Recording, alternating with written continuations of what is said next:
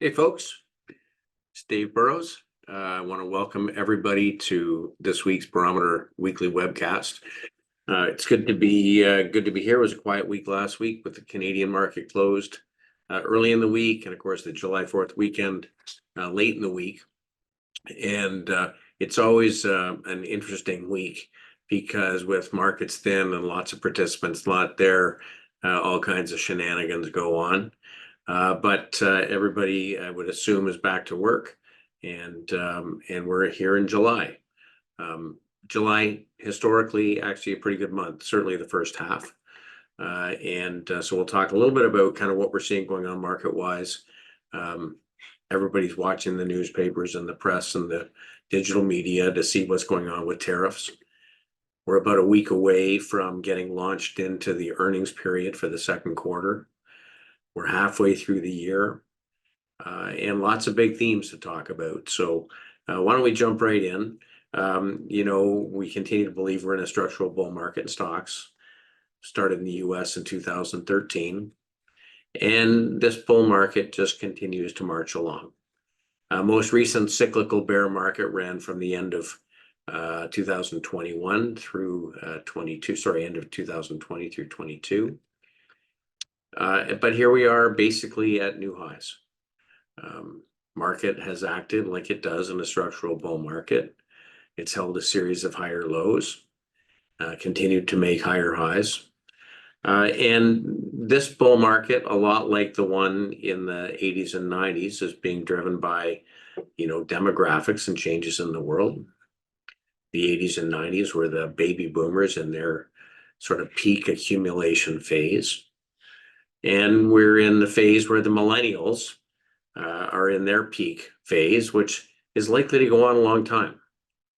So, as much as we all worry about the things that can bring an abrupt end to a good bull market, and we do see cyclical downturns, there should be a tailwind over the next number of years, and we aren't seeing any change to that. If we look at the S&P, the pullback coming into April on the tariff news came right down to the trend that's been in place since the 2022 low. We've had quite a furious rally off that low, despite lots of questions out there as to whether tariffs might impact the consumer, might impact availability of product, and impact inflation. But you can see the S&P has now made a new high. Now, I've had lots of folks say, well, it could be a double top. But if you go back and look at the history, there are no double tops that took place after the market made a new high. That's a pretty important signal. Seasonally, as I mentioned, if we look at 2-week periods, the first half of July is actually the strongest 2 weeks of the year. Very often folks come back from July 4th. It's often sloppy in the second half of June, which this year it wasn't. But people come back feeling pretty good. And not a lot of folks coming to look at their portfolio and say, what should I sell? If we look internally in the market, percent of stocks trading above the 50-day moving average, roughly 80% of stocks in the US are trading above their 50-day or intermediate trend. That's positive. It means lots of stocks are performing well. If we look at the advanced decline line, or percent of stocks advancing as opposed to those declining, we're making a new high. So in simple terms, we like to see improving breadth. Now, the rally that we've seen off the lows really was quite extraordinary. Off the April 8th low, market has rallied 26% in US dollar terms. Now, when you look at it in other currencies, it's not the same. S&P actually still slightly negative on the year, for instance, in Canadian dollars. But it's been a great rally. Now, when I look at these dates, I am always interested to see where we were in the scheme of things. March of 2009, well, that was the very end of the tech wreck. March 23rd of 2020, well, that was the worst point in the COVID sell-off. August of 1982 was just at the beginning of the long bull market through the 1980s. August of 1998, well, that was the end of the Asian currency crisis. December 24th, this is a date I'll remember because this one hurt us. Market reversed on the 26th and rallied 20.6% over the course of the next 65 days. That was the end of the Fed's taper tantrum. December 4th, 1987. Well, I remember that too because I was 1 year in the investment business. We'd gone through the crash in October and the market found a low on the 4th and didn't look back. October of 2002, that was the worst point in the tech wreck. There were some stocks that took it to a lower low in March of that following year, but the majority of stocks bottomed in October of that year. So when we look at it and you take those dates and you go forward after these giant surges off lows, 6 months out, things look pretty good. 1 year out, 100% of the cases higher, an average of 22% over the next 52 weeks. Now that's versus all periods up 11. 2 years up 33.6% versus an average of 25, and 3 years out, again, most of them pretty darn positive, up an average of 39%. So I know there's lots of things to worry about, and we don't make decisions based on this. We make decisions on what's going on in the real world. But I think it's important to study history because emotions can really get the better of you. And generally, when you get a big move like we've seen, while there might be some news on the surface that's scary, there may be some really good things underneath the surface that are causing money to move into stocks. So if we look at the NASDAQ, it pulled down 25% off the highs. But here we are back above the highs. That's important. The equal weight S&P has not gone back to highs at this point, but we did have 3 lower highs, and now we're above the first, and we're above the second. So things are getting better. So it tells us that the very biggest stocks have had the best bounce, and arguably and understandably, the general public who have been looking to put money to work after that sell-off in April went right back to the big names that they know over the last few years that have done well. And we'll see whether the broader market follows it along. If we look at the Russell 2000, these are mid-sized companies. Again, not quite as favorable, but you got to start somewhere. You got to the leading stocks lead. Looking outside the US, very favorable. This is the S&P Developed World ex-US ETF. So an ETF of the 900 odd companies outside the US that make up the global index. And this is important because just like the US market breaking out to new highs in 2013, the global markets have broken out to new highs in 2025. Now we watch with interest because historically when global stocks start to outperform and attract capital, money goes from somewhere. Now maybe that it's going from the bond market because bonds aren't behaving very well. Or maybe it is that some money is being drawn back into local markets because currencies are stronger and markets are stronger. But the Euro Stoxx 50, it's just started a new bull market, and there will be years to go as we've come out of this long period of bear market. German market, the Italian market, the Spanish market, the Swiss market, the UK market all look the same. Southeast Asia got going a little earlier, Latin America a little later, Peru, Mexico, Argentina, Chile, and probably one of the most important ones, the Japanese stock market. Now, back in 1986, there was a view that the Japanese were going to take over every major company. They bought Pebble Beach because they were all making so much money. And of course, that's when the tide starts to go out, when everyone's decided this is the place to invest, and the Japanese market did poorly for 33 years. Well, we're just starting to break out to new highs, and this is in local currency, and the local currency is appreciating. So if we look at it actually in US dollar terms, the chart looks better than this, and we've looked at that in some of these webcasts. Even emerging markets, after a long period of relative underperformance, this blue line is relative to the S&P. has relatively started to appreciate and improve since December, outperforming. All these markets are outperforming the US stock market over the course of the year, and so is Canada. So there are some commonalities among these global markets. They all tend to have a lot of financial services, which we know have been doing well. There's a lot of global industrial companies that also are doing well, and strangely doing well right now, despite the fact that we keep worrying and waiting for tariffs.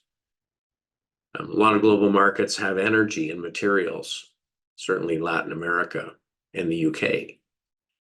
And valuations are less expensive. Now, when we look at the current valuations, global stocks, including US, are at 20 times earnings. US stocks at 22.9 times this upcoming year. Europe at 14 times, UK at 12, Eurozone, so on. You can see global stocks are traded at a discount. When we factor in earnings growth expectations, it's not as big a differential because US stocks led by tech are growing a little faster. But on the other hand, European and Latin American companies are a lot more cyclical or more economically sensitive. And so their earnings can be revised higher. We'll have to see what happens. But I do think it's relevant that the TSX is outperforming the equally weighted S&P really for the first time since 2009 at the beginning of this period. And that's a change. On fixed income, we had the low in yields in 2020, like we did in 1950. After 1950, yields went higher in fits and starts over each business cycle until 1981, 30 years later. So the question is, how sustainable would this move in rising rates be? Well, when we look at the 30-year Treasury yields, they bottomed in 20. They're not really showing any sign of slowing down. In fact, monthly, they're just slowly marching higher. We're pushing up against 5% today on a 30-year yield. And some of the technical factors are starting to point to higher yields. It's not just happening in the US, it's happening in government bonds around the world. Japan, importantly, one of the biggest bond markets, is now through 3%. And going back to 2018, was at 0.09 of 1%. So, the bond market, the bear market in bonds continues, lower lows and lower highs. This is the long-term US Treasury bond ETF. And in the past week, we've broken this little area of support. So there's really not very much that I can say that's bullish. The bond market either is sensing improving growth globally, that's possible. And so risk dollars are going towards equities. Or the world is expecting a continuation of inflationary conditions or deficit spending by governments, and that's not impossible to think about when you look at what happened with the big, beautiful bill in the US.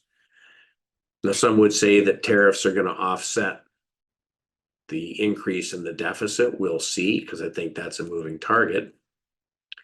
But bonds, not so attractive. Now, commodities continue to improve. So if we think about it, you buy bonds when you think there is risk of disinflation or deflation. You get fixed income in a world where maybe rates are going lower. Don't confuse short-term rates with long-term rates because they're different. Short-term rates set by central banks, long-term rates set by the market. Commodities, on the other hand, people buy when they think there could be inflation or they want to own hard assets that are scarce and can't be printed. And I think the message right now is fairly clear. Since the lows in interest rates in 2020, commodities have been a strong outperformer. We've talked a lot about gold, and so far gold is having a very nice first leg of a bull market, a lot like the first leg of the bull market back after 2002 when gold got going, and it got going for a decade. We'll see. It's been sort of going sideways for the last 4 months, looking at it under a microscope nearer term. We made a high in April, and we're clearly in higher highs and higher lows, but we're consolidating, and that's fair. Things got pretty overbought when we look at some of the technical indicators. Seasonally, I think we want to keep in mind that July and August over the last 15 years have been pretty positive for gold, with some very strong returns after seasonally weak May and June. So over 15 years, there's been some weak Mays and June, and this year, wasn't so weak, but it was negative. We'll see whether the seasonality continues. But silver has started to perform quite well. Both silver and gold down a little today, but that started a nice uptrend. We've talked about uranium. We've talked about some other commodities performing well. And this is a chart I've been putting up pretty regularly over the last few months. And this caption has been here, watching with interest, because we wanted to see if it could break out to new highs. Well, today, copper was up 12%. And, lots of things drive price. Today, Trump insinuated that he may consider putting a 50% tariff on copper coming in from outside the US. That certainly lit a fire. This happened while I was sitting in a meeting. It was a bit of a surprise. But we added copper positions over the last month because we were getting pretty darn close to breaking out. But when you again come out of a long period of bear market, this is 15 years. That's unlikely to be a blip. It's likely to be something that lasts longer. And this is what happened in the last bull market in copper. It went up 535% between 2002 and 2008 over 6 years. So commodities relative to bonds are clearly outperforming and are clearly telling us that the thing we need to hedge against is the risk of inflation. Gold versus the aggregate bond index since rates bottomed in 2020, pretty clear. Gold has been the hedge for portfolios. Even in the drawdowns in the stock market, gold didn't go down. So this is something that we're watching. S&P versus bonds also outperforming. In fact, this month they're making new highs relative to the bond market. So we try to lean toward the things that have a tailwind. We don't need to be anywhere. We can pick our spots. There are some portfolios that we need to have some bonds in, balanced accounts, where that's the mandate. But we really are sort of at a minimum. And interestingly, commodities relative to stocks are certainly holding their own. And over the last number of months, look as though they've made a shift. We'll see. So if I do relative strength of asset classes, the strongest group currently is commodities. And within commodities, precious metals, energy, and agriculture. We're seeing now improvement in industrial metals. International equities come next. Global stocks are outperforming. Europe, emerging and developed, you can see. Domestic equities, cap weighted, meaning large caps are outperforming equal weight. And then when we go down, cash currencies, developed market currencies over US dollars. And in fixed income, interesting, high yield and international bonds are outperforming US corporate bonds and US sovereign bonds. So then there's currency. US dollar is weakening and has been weakening since the beginning of the year. That's important. If we look at US dollar versus all of the major global currencies, it's about the worst over the course of the year. US dollar down 7.5%. It's one of the reasons why we have hedged all of our holdings that are outside of the US back to Canadian dollars, so that if the US dollar weakens or US dollar holdings weaken, we hedge the currencies in our pools and funds. We can't do it in our separately managed accounts, but in the pools and funds we can. So whether we're looking at euro versus US dollar, making a turn higher, or British pound or Japanese yen, or frankly, Canadian dollars, all of the major currencies are improving. So that's an interesting thing, because if global currencies are appreciating and global stock markets are outperforming and global government bonds are outperforming US Treasury bonds, it's not hard to see how global investors might consider repatriating some assets back to their currencies, back to their stock market, back to their bond market. And that could perpetuate, some weakness in US Treasury bonds and US currencies. And valuation gap, is certainly there. So look, we have to pick our spots. Our job is to find leadership. Where's the money getting put to work? That's why I do these charts every week and review them, because we want to make sure we're focused in the right neighborhoods. We're always watching for change, new leadership to emerge and old leadership to recede, so we can transition our holdings. In the absence of leadership, have a willingness to sit on cash. Although, cash value depreciates with inflation, so we don't tend to sit on cash for a long time, but we wait and see new leadership emerge. 80% of return comes from being in the right neighborhoods, getting the asset class right. So we think right now commodities and equities. Geographically, we like Canada, we like global stocks. Sector-wise, we'll talk about that. And then we try to find securities to populate the portfolios with that are good getting better. So the neighborhoods we're focusing on are sectors or themes where we can see breadth expanding, where the percent of stocks performing well is improving, where more and more securities over time are participating in a rally. That's healthy. The bottom-up work we're doing is aimed at finding stocks that are really solid to begin with, but where we can see something changing for the better, like an acceleration in earnings or an improvement in the cash flow, accelerating dividend growth, and price that would agree with that, where technically things are behaving favorably, where we can find things that are good getting better, and they line up in parts of the market we care about. Well, that's where our portfolio should live. And then we have to constantly cull, because from time to time sectors run out of gas and breadth starts to deteriorate. And when that happens, it may not be the leading stocks to get hurt first, but we want to know when under the surface the weaklings are peeling away, because it tells us to be a little more cautious. It tells us to raise a bit of cash and tighten up our stops and stop putting new money to work. So as we go into July, which is seasonally a pretty strong period, the breadth data that we're tracking is pretty positive.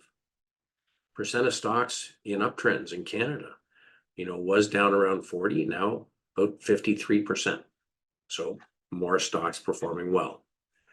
Bullish percent in the US has been rising, it's in green, but we're still below 50% for all stocks. In the NYSE, it's closer to 60% of stocks in uptrends.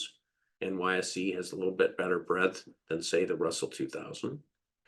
And globally, we've now moved up through 50%. Now, what can we expect? In a good bull market, you can get to a point where 70 or 80% of stocks are participating in the rally. We're a long way from that right now. When things get overcooked and everybody is positioned, when everything is going up and it feels great, that's when you should get concerned, and that's when we watch for deterioration. But at this point, things are not too bad. Percent of stocks trading above the 50-day moving average, improving nicely. Actually, as I mentioned earlier, 80% of stocks in the NYSE are trading above their 50-day moving average. Globally, we're seeing the same thing. Percent of stocks with positive weekly momentum had a little period of weakness in June. They've started to improve again. Percent of stocks making new highs versus new lows, certainly getting better. Percent of stocks trading above the 200-day moving average, continuing to improve. So the backdrop for equities globally is pretty good. It's great when the US market's doing well, but when all major markets are participating, it's even more healthy, because it means that investors from around the world are moving money into equities. Now let's talk about sectors. For the last 2.5 years, we've talked about how financials have exited a bear market they were in from the financial crisis and are now marching higher. Risk reward here, I think, is very good. When rates are rising on long-term bonds and short-term rates are lower, there's a spread that financial services companies can make when they're lending money, right? Power is in the hands of the lender. And capital markets performing well, capital markets banks doing well. This is US financials, and this is the US broker-dealer universe within the financials.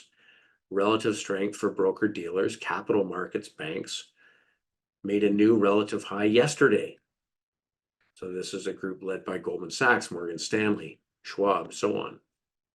So Morgan Stanley would be our biggest weight in this group, just made new highs. Of course, we have a larger weight in JP Morgan, which also fits into the capital markets group. And as I think most people know, we added significant exposure to European financials. This is Banco Santander, which was an ad we made a couple of months ago, made a new relative strength high today, better than 95% of companies in the S&P, and really, shining. We mentioned a few weeks ago, Santander trading at 9 times earnings versus Goldman or Morgan Stanley and JP Morgan at 15, 16 times, with excellent growth to go along with it. And earnings have been getting revised higher. Eurozone financials are only 5 months having exited a bear market. So again, early days here. These are positions I think potentially we could hold for a very long time. Fairfax Financial, we've had for the last couple of years. It's been a champ. It's our largest position. Didn't start that way. It's grown into that. Even with property and casualty insurance companies going through a correction over the last few weeks, Fairfax has continued to charge along. So this has outperformed Berkshire Hathaway since the 1980s, and is a beneficiary of strong capital markets. Our investment portfolio, if it generates a return in excess of the claims they're paying, that's where the profitability comes from. Industrials continuing to act well all year long. We've seen relative strength rising. Of course, group got hurt in the sell-off in spring, but relative strength held up. And within this group, lots of stocks doing well. 55% of stocks are making 20-day new highs. The index, of course, has made a new high. We look at aerospace. We've talked a lot about that. Relative strength continues to improve. The defense stocks performing well. Embraer, one of our newest ads, over the last couple of months, made new highs this week. MDA, which is another new ad. This is a stock that Amit brought to the table. Aerospace, we know it for the Canadarm, for the space programs, but they're in the satellite business. And the success of Starlink has raised opportunities for other companies providing cellular communication through satellites. And MDA has a 5-year backlog. We paid, I think, around $29. It's $38. It's really blasted off nicely technically. Anything to do with improving the power grid, also performing well. These are companies, manufacturing companies, industrial companies, selling goods into the power grid, and GE Vernova making gas turbines, and now nuclear turbines, doing really well also. So industrials continue to lead. Now in energy, we've said it's a mixed bag. Relative strength for the overall group has been weak. If you look at the largest producers, this is the equally weighted basket of Canadian producers, it's acted better. We're waiting to see it break out to make new highs, to add positions. Some of the gas companies have been a little bit frustrating. It's the time of year.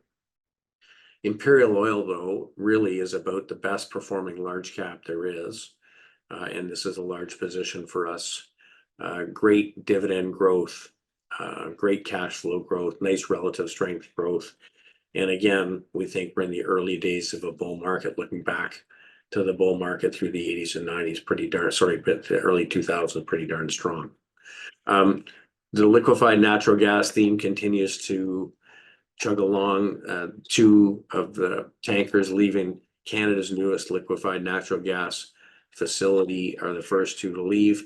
And so some of the companies like ARC and Tourmaline are likely to benefit. We did scale our ARC position back just because, there's other things to do, and it's been languishing. Uranium in energy is a different story. It's just getting going. Cameco over the last year and a half has really outperformed, but again, we look back to the last commodities bull market, it was up 2,200%. So this could be early days here, and it's clearly a leader. In materials, the gold stocks, as I mentioned, have been consolidating for about 8 weeks above moving averages. Nothing to be worried about here, I don't think. Agnico just sort of has moved sideways in the scheme of things, again, early days bull market here. Wheat and precious metals also paying us a dividend, but has consolidated maybe from an overbought position. Kinross is about the same, although Kinross made a new 52-week high yesterday. They're all a little weaker today. On the copper side, the copper miners ETF showing strength before the copper itself broke out. We added Hudbay Mining. This is a company that has multiple mines in Canada and in the US and Peru. We think if I look at a very long-term chart, again, this is a stock that's just breaking out. 200-week moving average is just turning higher. It's trading above all moving averages and trading at a new monthly high. I think some of the mid-sized copper producers could do quite well. Moving on, communications.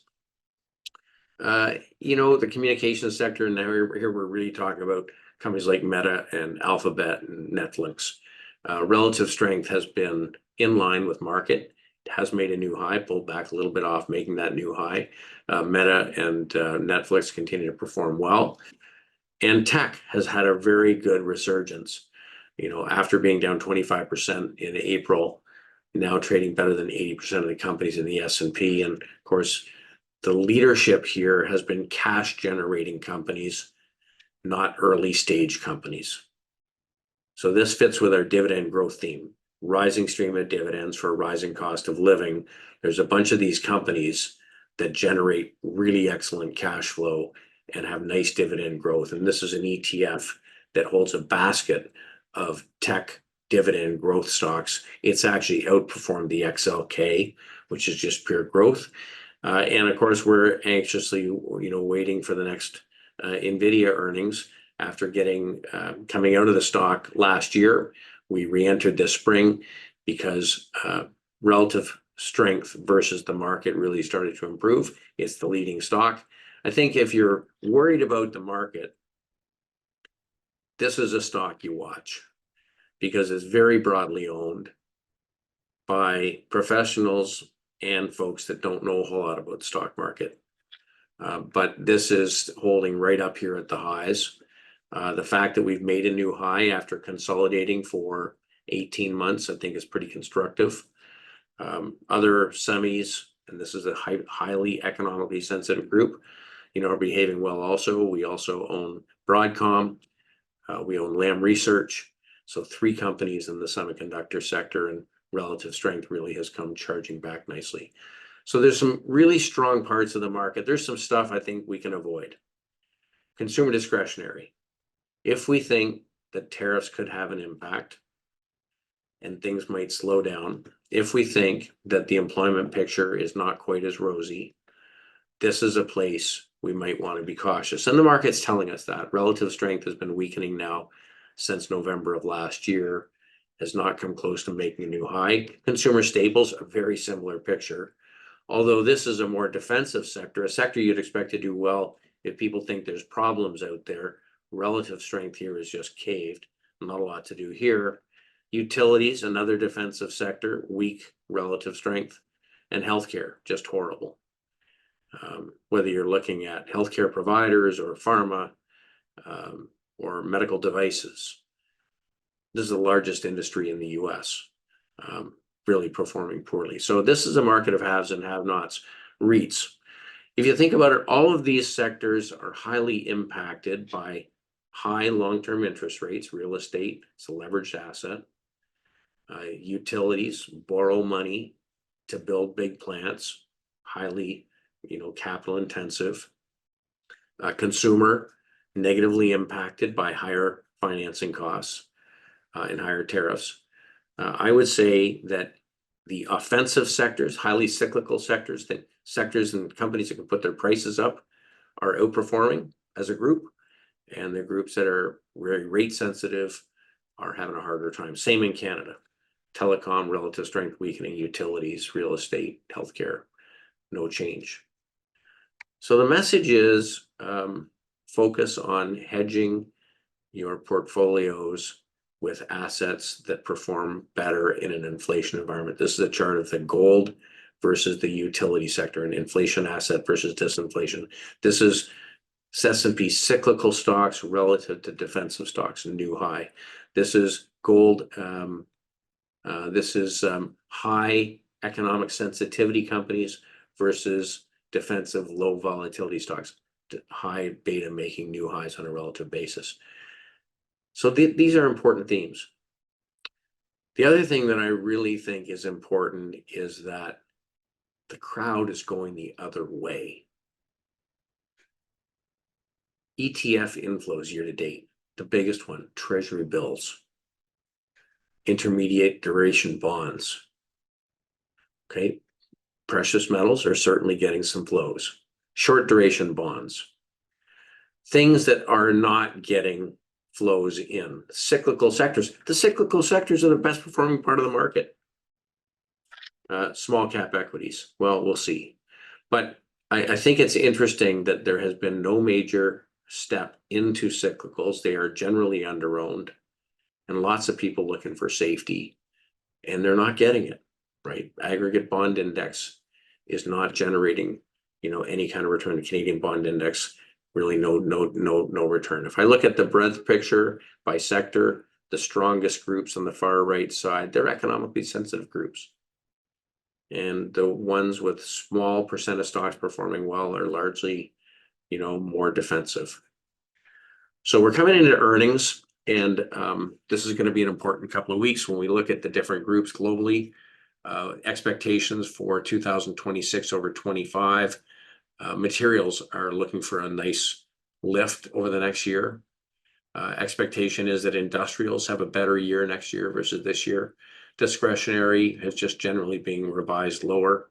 Staples generally revised lower. Healthcare generally revised lower. Telecom, which I believe would include the communication stocks, revised lower. So we'll see. We'll see this is revised higher. Finally, from an exposure standpoint, we have to put our money where our mouth is. Financials continue to be our biggest weight. We think the risk reward is great here. Dividend growth is strong. Industrials is a sector that continues to grow. Energy is about 12%. That's actually come down a little because we reduced some gas exposure and some exposure to the pipelines. Materials has continued to grow. It's 8%, most recently adding copper. Tech is growing, but we think, we could continue to look at this group, but risk reward valuations are higher. We'll see. Communications has been pretty steady. And then the defensive sectors really are not very represented currently, and cash, is fairly low heading into a stronger seasonal period. We're in a liquidity cycle, right? Central banks around the world are cutting rates. Fiscal stimulus clearly is going to continue with big, beautiful bill. If we look at warnings from high yield bond yields, the excess return bond investors are demanding to buy either high yield bonds or investment grade bonds is going down. It means that people aren't concerned about credit risk. If we look at volatility, after a little spike in April, right back down into the range we tend to stay in during a cyclical bull market. So despite the news, market's telling us a different story. And this can go on a long time. So last stat, when the market came into the third quarter with a head of steam and with strong breadth, historically, the third quarter winds up being pretty good. When you come in with some weakness, tends to be that you get that seasonal third quarter weakness. So versus all observations, this is the situation that we're looking at. We'll watch for change. We'll watch to see if there's anything that we need to do differently than we're doing now. But I think importantly, the addition of some of our commodity positions, the addition of our global positions, avoiding fixed income is working, and being targeted means that we're not lugging some of the sectors that are really on a relative basis underperforming. We're feeling pretty good about things. So things get more difficult, we'll get defensive. That's our tendency, and we'll keep on doing this weekly. I got a few questions here, so let's see what we got.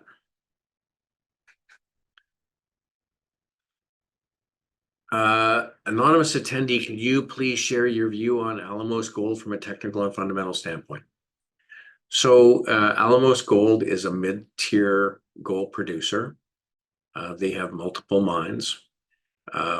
We think it looks quite good. They had some lower grade ore that impacted their last quarter.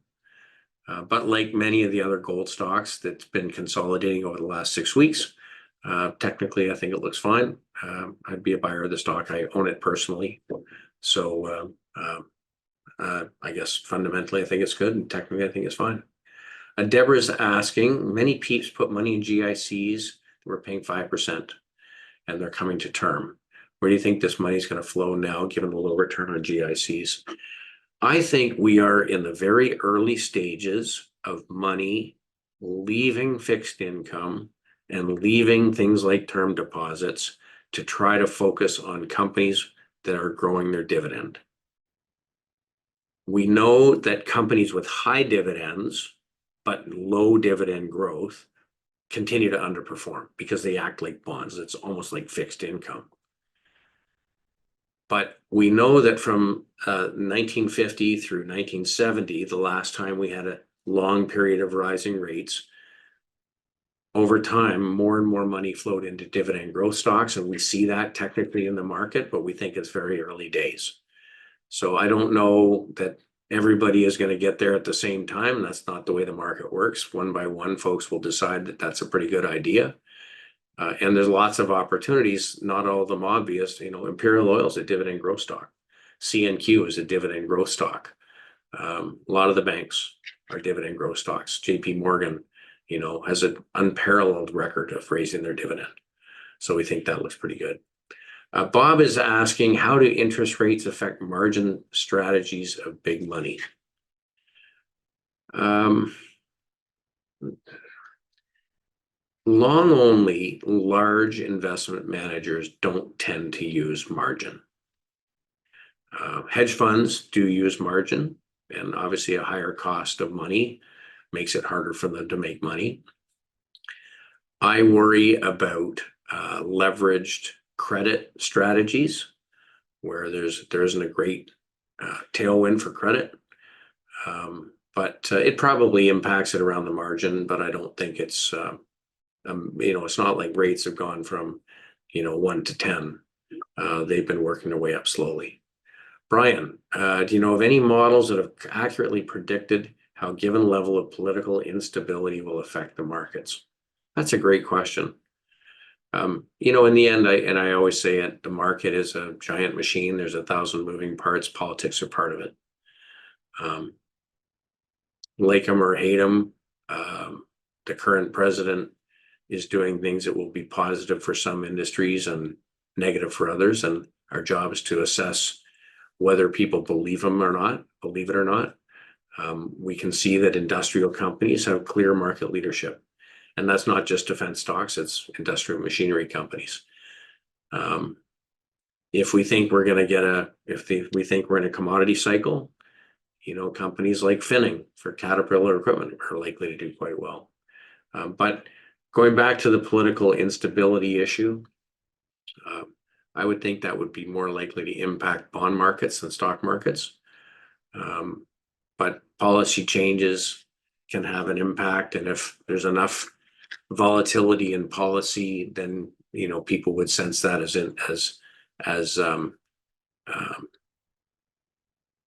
a question mark. But right now, market seems to be comfortable despite all the things that are going on. Alejandro is asking a question. Do you know why insurance companies have been experiencing a difficult time in the US? So he's asking about the KIE ETF. And the KIE ETF is made up of insurance stocks. It includes property and casualty companies. It includes insurance, life insurance companies.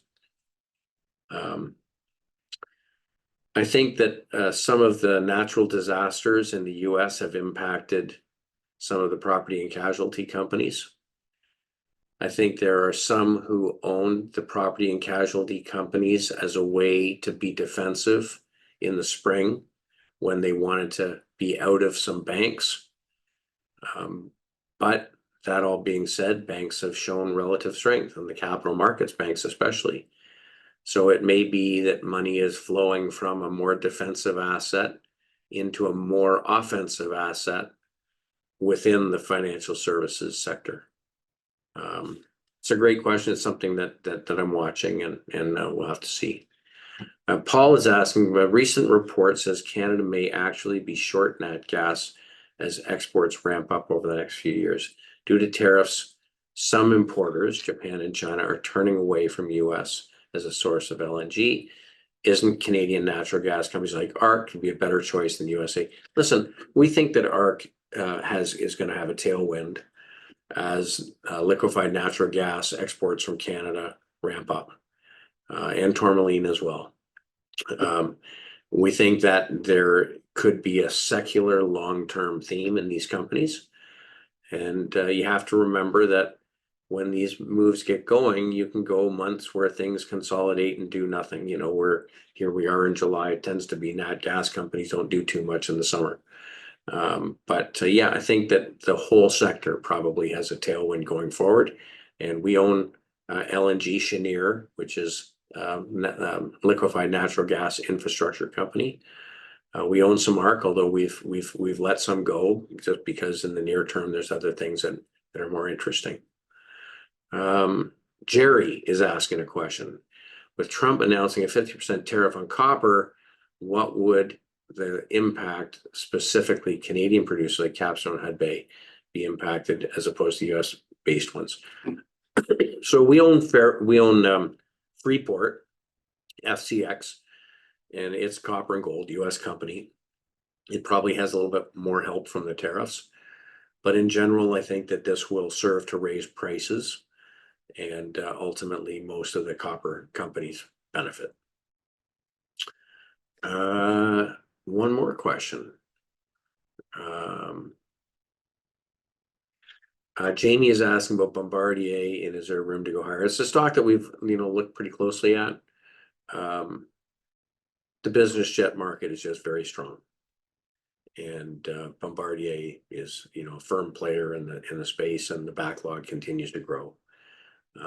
But maybe I'll have Amit or Brian come on and we can talk about Bombardier over the next couple of weeks, because the stock is doing quite well. With that, I think we got everybody. I want to thank everybody for joining today. It's 50 minutes, long time to be patient. We'll be back again next week, and we'll take the developments as they come, and I'll share our thoughts. And if there's something we didn't answer, just don't hesitate to reach out. Certainly always happy to have a conversation. Have a great week, folks.